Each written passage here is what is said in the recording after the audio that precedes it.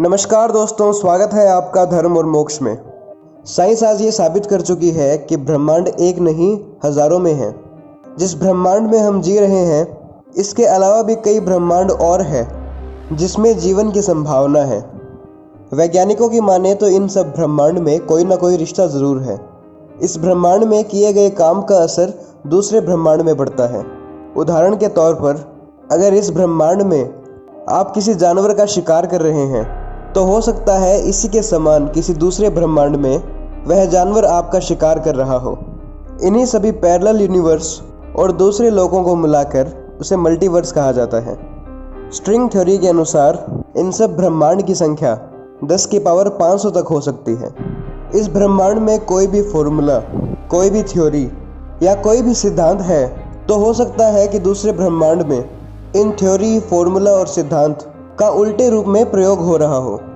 हिंदू धर्म में समांतर ब्रह्मांड यानी पैरेलल यूनिवर्स का कई बार जिक्र हुआ है। वैदिक कॉस्मोलॉजी के अनुसार अनंत समांतर ब्रह्मांड कर्ण सागर पर तैरते रहते हैं। इन्हीं सब ब्रह्मांड को भगवान विष्णु निरंतर संभालते रहते हैं। मल्टीवर्स का जिक्र भगवान श्री कृष्ण ने भगवत गीता में काफ़ी बार किया है। एक महान ऋषि मुनि हुए हैं जिन्होंने अपने शिष्य के लिए एक समांतर ब्रह्मांड तक रच दिया था, जिसे देखकर ब्रह्मा जी भी पूरी तरह चौंक गए थे। इस बात को जानने के लिए हम हमारा रुख रामायण की ओर मोड़ते हैं। रामायण के बाल कांड में एक वीर प्रतापी राजा हुए जिनका नाम त्रिशंकु था। उनका बहुत बड़ा साम्राज्य था। एक बार उनको एक जिद सूझी। उन्होंने यह जिद की कि वह मानव शरीर में ही स्वर्ग जाना चाहते हैं, और उन्होंने पूरे दरबार को इसी काम में लगा दिया।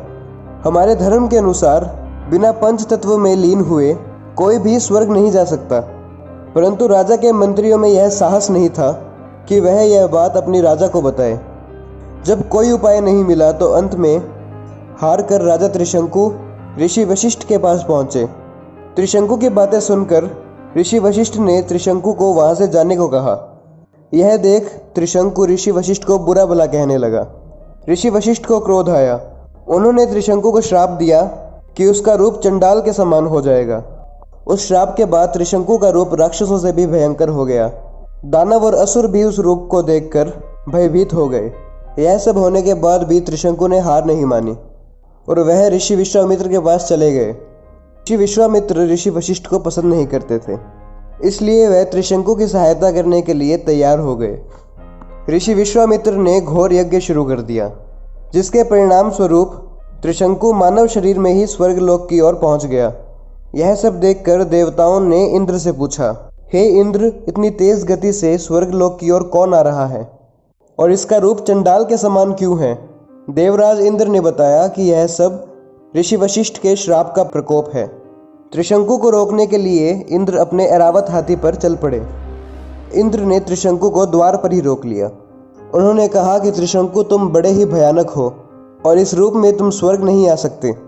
त्रिशंकु फिर भी नहीं माने। तब इंद्र ने अपने वज्र का प्रयोग करके त्रिशंकु को मूर्छित कर दिया और त्रिशंकु नीचे गिरने लगे। त्रिशंकु दुखी मन से विश्वामित्र को पुकारने लगे।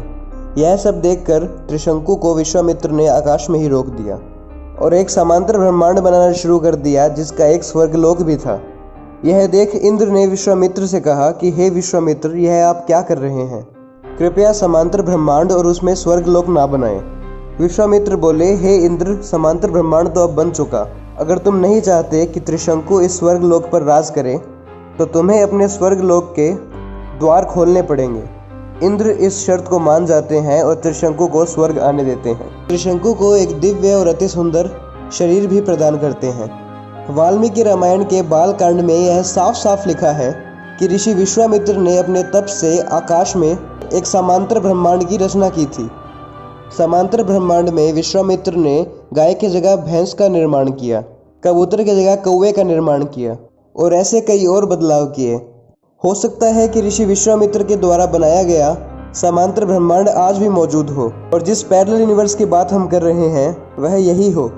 तो दोस्तों, आज के लिए इतना ही। अगर आपको यह वीडियो पसंद आई तो इसे लाइक करना ना भूलें और ज़्यादा से ज़्यादा शेयर करें और हमारे चैनल धर्म और मोक्ष को सब्सक्राइब करना ना भूलें। धन्यवाद।